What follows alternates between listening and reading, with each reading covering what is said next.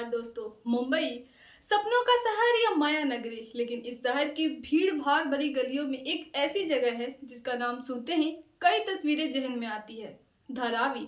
Asia की सबसे बड़ी झुग्गी बस्ती के तौर पे जाने जाने वाली धारावी सिर्फ कच्ची इमारतों की ढेर नहीं, बल्कि एक ऐसी धड़कती हुई अर्थव्यवस्था है जहां लाखों लोग रहते हैं, काम करते हैं और अपने सपने बुनते हैं। दशकों से इस विशाल बस्ती को नया स्वरूप देने की बातें चल रही थी, योजनाएं बन रही थी और फिर ठंडे बस्ते में डाल दी जा रही थी। लेकिन अब मुंबई की पहचान को एक नई चेहरा देने की कवायद तेज हो गई है। अडानी समूह के हाथों में इस महत्वाकांक्षी परियोजना की बागडोर है और सरकार इसे मुंबई के भविष्य के लिए बेहद अहम मान रही है। लेकिन सवाल यह है कि क्या यह पुनर्निर्माण धारावी के निवासियों के लिए सचमुच एक नया सवेरा लाएगा? क्या उनके घर ही नहीं बल्कि उनकी पहचान और उनकी जीविका भी इस बदलाव में सुरक्षित रह पाएगी? आज हम इसी बड़े सवाल का जवाब तलाशेंगे। मुंबई के बीचों बीच महिम और सीएन के रेलवे ट्रैक के पास फैला यह इलाका दूर से भले ही झुग्गियों का एक विशाल पुंज दिखे, लेकिन करीब से देखे तो एक छोटा सा शहर जैसा है। संकरी गलियां जहां सुबह से देर रात तक कामकाज चलता रहता है, जहां हर गली में एक नई कहानी है, एक नया कारोबार। चमड़े का काम हो या मिट्टी के बर्तन, रिसाइकलिंग हो या कपड़ा उद्योग, धारावी ने हर चुनौती को अवसर में बदला है। लेकिन अब इस बदलाव के चक्रव्यूह में धारावी खुद बदलाव के मुहाने पर खड़ी है।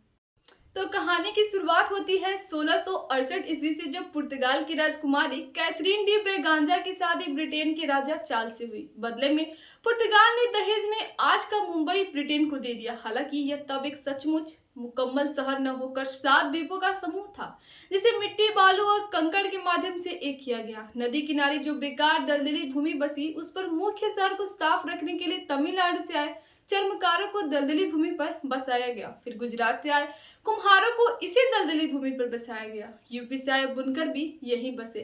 फिर धीरे धीरे शहर बढ़ने लगे तो मजदूर और लाचार लोगों की शरण स्थली के रूप में धारावी बढ़ता गया और आज मात्र 2.1 वर्ग स्क्वायर किलोमीटर क्षेत्रफल में करीब 20 लाख लोग रहते हैं, जिससे एशिया की सबसे बड़ी और सघन आबादी वाली जगह बन जाता है। यहाँ एक और अंडरवर्ल्ड डॉन से जुड़े लोग तो फिल्मों में बेहतरीन काम करने वाले अभिनेता से लेकर इंटेलेक्चुअल इन्हीं झुग्गियों से बने मिलेंगे।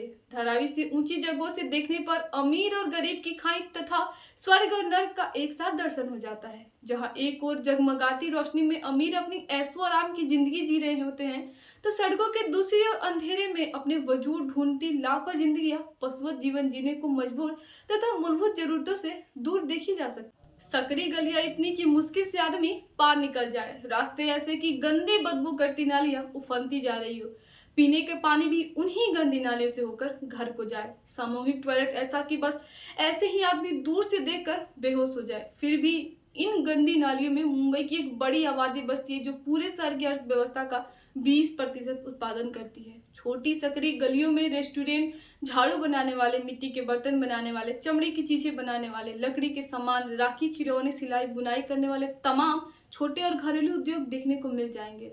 अक्सर आपने इन्हीं गलियों में हिंदी सिनेमा के अभिनेता को झुग्गियों में रहते देखा होगा।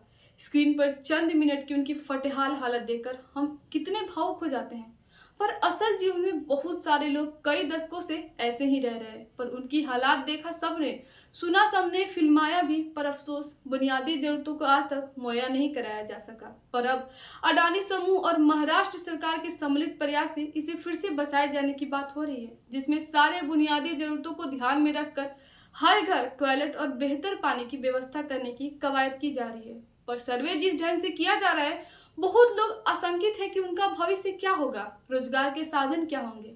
तमाम तरह की चीजें उन्हें परेशान कर रही है। इस योजना के अंतर्गत जो सन 2000 से पहले बसा है, उसे उसी जगह बसाया जाएगा बिल्कुल मुफ्त में। जो 2011 से पहले का निवासी है, उसे वहां से बाहर बसाया जाएगा कम दाम पर। लेकिन जो 2011 के बाद बसा है, उसे कोई मुफ्त आवास आवंटन नहीं किया जाएगा। ऐसे में इस परियोजना ने हजारों लोगों को अधर में डाल रखा है, तो कुछ लोग नए इंफ्रास्ट्रक्चर को लेकर खुश भी है।